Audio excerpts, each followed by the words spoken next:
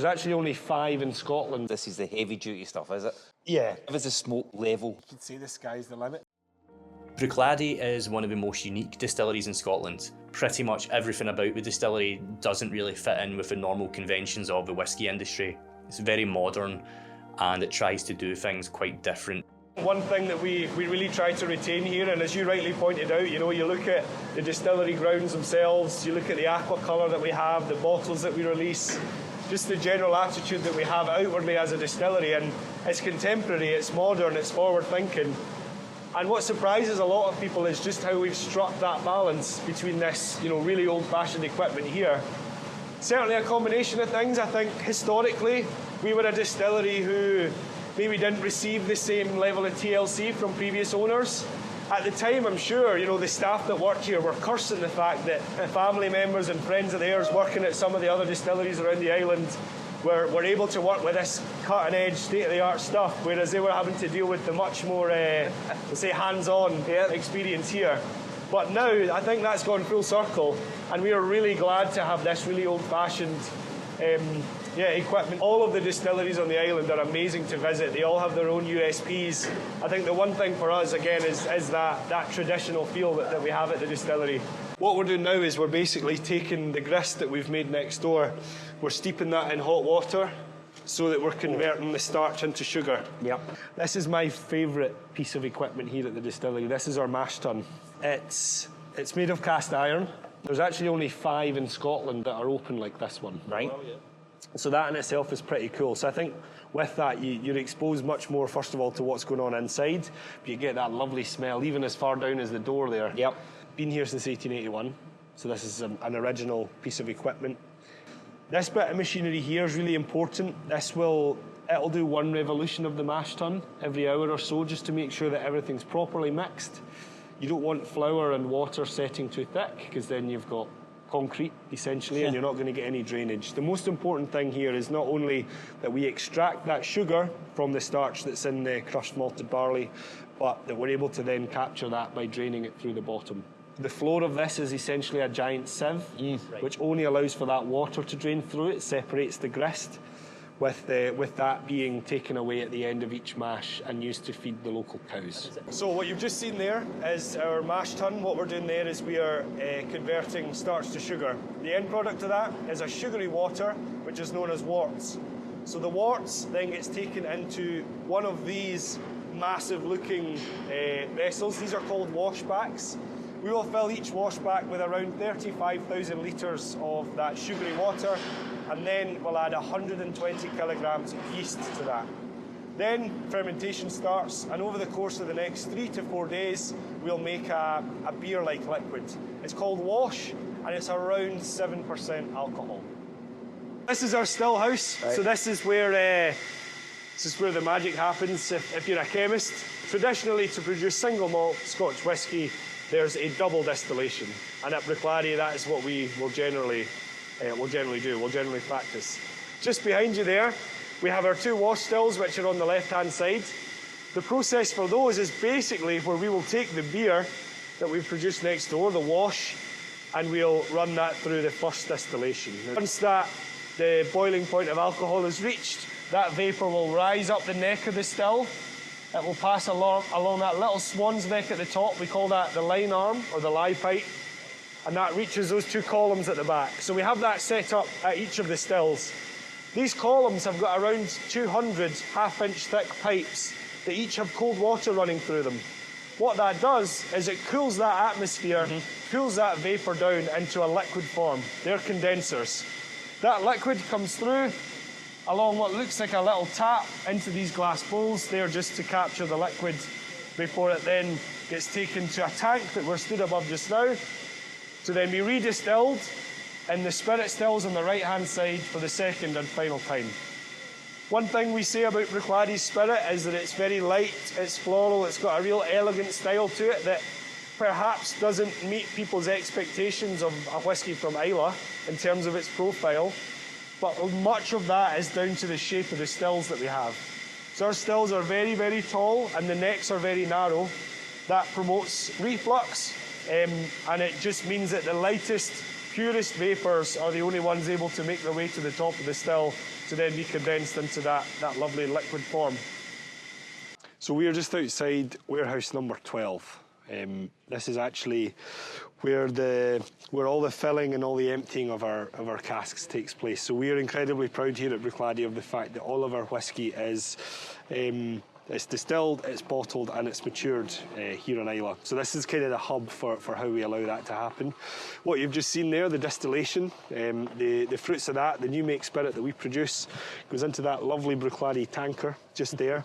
It does a very long journey of about 200 yards up the hill here, before then going into a couple of tanks, then going into the casks. Now, what that gives us is extra control. You know, we're not then shipping that spirit off the island. It's able to stay here. And so our warehouse team, who do an amazing job, and our head distiller, who's the person in charge of every whisky that we produce and that we release, they're only ever within a 5 to 10 minute drive or journey away from any of the casks that we have in stock.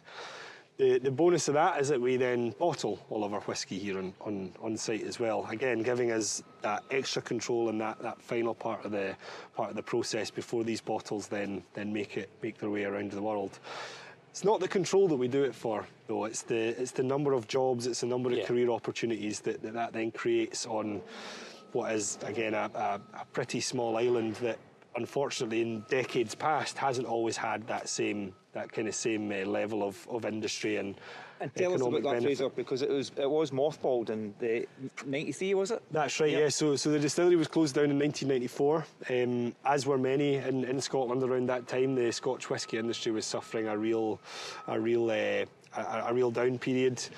When you're on an island like Islay, which is so unique but is so reliant on whisky, when things start to go south, then unfortunately that doesn't just mean distilleries close, it means people lose jobs, families, you know, are heavily impacted by that. And so when Bruichladdich reopened in 2001, we wanted to make sure that we weren't going to repeat the sins of the generations before, and that the distillery would become a hub for not just local jobs and local employment, but actually career opportunities and feasible career ladders for people leaving school on the island to get on. And you're an embodiment of that, right? I like to think so, yeah. Yeah. So I left school with, this won't surprise you, very few qualifications. But in that situation, most people in the history of Islay would have had to go into farming or fishing, with those being the other main industries. If you did do well in school and you want to further your education, you still have to leave the island. You have to go to university or college on the mainland. Now, not everyone's ready to do that at 17, 18 years old, when this island is where their support network, their family, their friends are.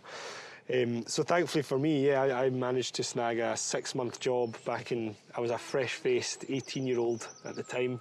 And that was 10 years ago, and that was on a 6-month contract. So you came in as a summer gig, basically, too? Basically, the island gets a lot busier between March and September time, and that was my initial contract length, and then I just kind of kept turning up and annoying people, and they kept paying me. Amazing. Tell me, and do you know how many people locally that are directly employed here? So Bruichladdich, we have over 70 staff now, which I believe makes us the largest private employer on the island. That's again something that we're all incredibly proud to be part of. Absolutely. But I think when you're so closely ingrained with not just the product, but as a byproduct of that, the island, or vice versa, I should say, you do have that bit more passion. You've got that bit more of, as I say, a connection to what you're doing, and I think people do take a real pride in that. All right, gentlemen. So I'm going to pour you a little dram of the Classic Laddie. Okay. This product, and this is, I'm very intrigued to get your thoughts on this one, Matt, because this for me is such a good whisky to help to develop that taste for it. So it's actually, in terms of its flavour profile and the way that flavour comes across, is very different to what people would generally associate with whisky produced in Islay.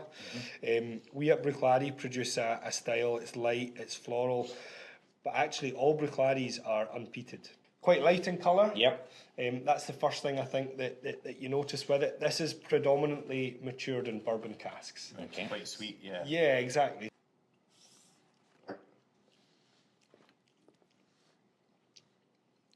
I'm just getting the burning sensation first. Not a whiskey drinker. But I'm told that goes our way after about 10 seconds. It does. So hopefully one of the things you'll start to feel now developing is you can still taste that. So what we have is, I'll tell you this now, the Classic Laddie is bottled actually at a slightly higher ABV than most core products at most distilleries. What this allows for us is to maintain the alcohol and maintain the lovely, oily, viscous texture that the whiskey has. So that's the reason that flavour stays with you for so long.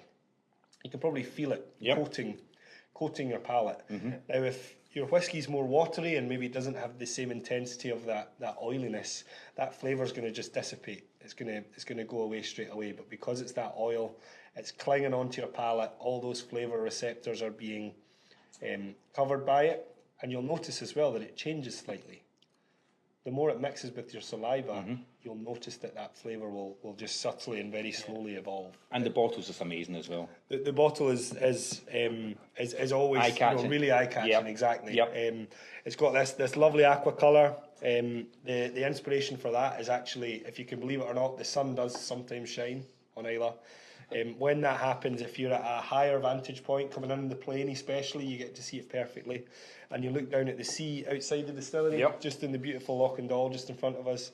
It does resemble that aqua colour. That was something that was brought in 2001, and it's something that we've very much embraced and really made. It's your identity, really, isn't it? It's part of your identity. 100%, Yep. yeah. And it's becoming more and more synonymous with what we do. Right, so that's did I say, is that the kind of lightweight kind of whiskey drinker? No, you know what I mean? A guy like me who's not, breakfast whiskey. Yeah, exactly. We're about to have lunch. Right, okay. So what we've got here is actually another of the brands that we produce here at the distillery. We produce 4 different brands. So 3 of those are single malt Scotch whiskies. The 4th is the botanist gin, of course. But the differentiation between the brands are that they have different names which are represented by a different peating level. This has that best of both worlds, where it has that smoke that is synonymous with whiskey produced on Islay. God, that's strong. But it's also got that kind of light floral character that Bruichladdich has. The one kind of term that I've heard it referred to, I didn't even come up with it myself, I just steal other people's patter all the time. It's kind of like a smoked bacon style of smoke. Okay, maybe I'll get that in my head. Yeah, so we've used peat, right? We've burnt peat, which has provided the I've got heat that. and the smoke for the barley. I'm smelling that. Yeah, exactly. Now, this is probably not what you say as a whiskey drinker, but it's not as bad as I thought it was going to be. We'll take that as a positive, I think. Maybe I'll try and turn that round. I normally cannot stand anything heavily peated. Yeah. That is really tasty, though. Maybe because you got the smoked bacon in my head. I'm thinking of it differently. I don't think, when you take a sip, the mouthfeel doesn't necessarily match the nose on it, so you're smelling the peat a lot more when you taste it. Yeah, it's very smooth I would as well. completely agree with you there. They're calling 100%. Some people say about this, its bark is worse than its bite. Yeah. Right, yeah. When you taste it though, it's not that smoke isn't there, it's just that it's not dominant, it's working in balance and in harmony with all these other amazing flavours. Yeah. Do you think people just love the whole story with whiskey? It's not just, here's some whiskey, is it? It's the backstory with it all. Yeah, is that part of it? Yeah. Yeah, and I think you guys have had the perfect example of that today. I think you can love the product from anywhere in the world, and that's amazing. But I think once you've actually seen the amount of work that goes into it, you'll always have a newfound appreciation for it. You know, seeing the stills, seeing that open mash tun, and really being a part of the fixtures almost for the time that you're here, I think really resonates with people, and it's always something, you know, if you're fortunate enough equally to get to come here, then you 100% should do it. When you live anywhere, no matter how amazing or how great a place it is, when it's your normal, it's easy to take it for granted. But I think one thing with this job and the side of it, both sides of it, when I host people on Islay, and I live here, I've lived here all my life, and even more so probably when I travel, is you're really exposed to the esteem and just the allure of this place. And it does, you check yourself and you do start to take stock and think, you know, you'll be driving home at night and there'll just be the most amazing sunset just going up, or a sunrise over the Paps of Jura in the morning, and it kind of, those moments are things that really resonate you with. And I've always said, people come to Islay for that first time. That hook for them to come here is the whiskey. But the thing that always makes them want to come back is everything else. Yeah. It's the scenery, it's the people, it's the getting stuck behind a flock of sheep on the road and making you late for your tour at a distillery. I think there's just a charm that Islay has. Okay, I'm a little bit nervous about this. This is the heavy duty stuff, is it? Well, yeah, on the face of it, it is. This is, you're about to try an Octomore. Now, your first experience of Octomore is going to be very different to most people's, because you're going to try one straight from the cask here in warehouse number 6. Okay. What I will say about Octomore is, despite it having the kind of allure as being the most heavily peated whisky series in the world, which statistically is completely true, that doesn't mean that it just tastes a one-dimensional smoke and nothing else. But I guess you'll be better placed to. And so give us a smoke level, if you like. Yeah, so Octomore starts at 80. And I guess you could say the sky's the limit. The highest that has been achieved thus far was 309.1.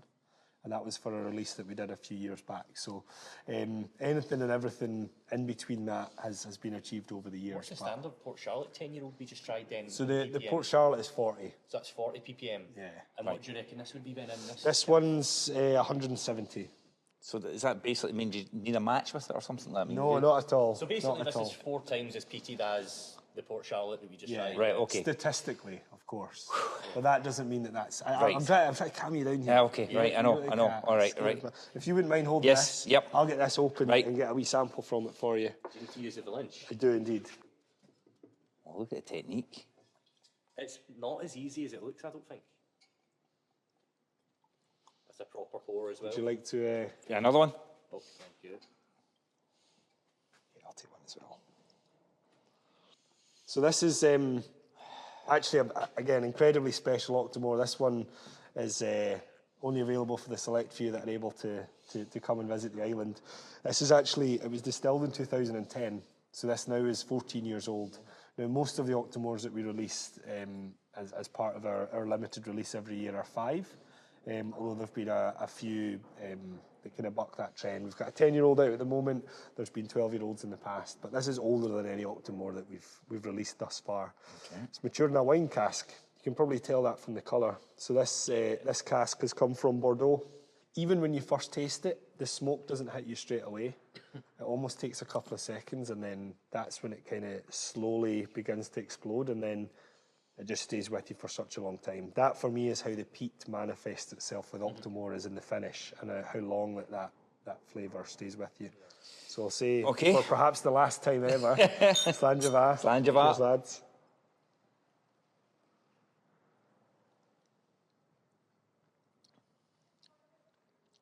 Well, that's not what I was expecting at all. That is really smooth. It's coming in now. Yeah. Yep. See? Yep. That's the exact thought process. You can see people, and their faces start to go, where's the smoke? And then it hits them when they're in the middle of that thought. But it's a lot more delicate when you would think. I think Yes. you think way peat, more. you think like rugged, going to smack you in the 100%. face with smoke. And just one-dimensional, but no, this has actually, got it it's all. quite subtle. It kind of introduces 100%. you, calms you down, but then it surprises you again. Yeah, exactly. Yeah. Oh, he's come back in. I think that means he likes it. I think we've converted him. Does this kind of have like a cult following, if you know what I mean? Is it people who are just really, time. right? Okay, Big right. time. So it's got a cult following. It's obviously it's quite a limited product. So we release sort of once a year towards the end of the year each year, and then that's it. There's nothing, and then we'll do the same again next year. And That's amazing. Okay, right. So I'm kind of won over then. there you go. Well, thank you. Yeah, no problem.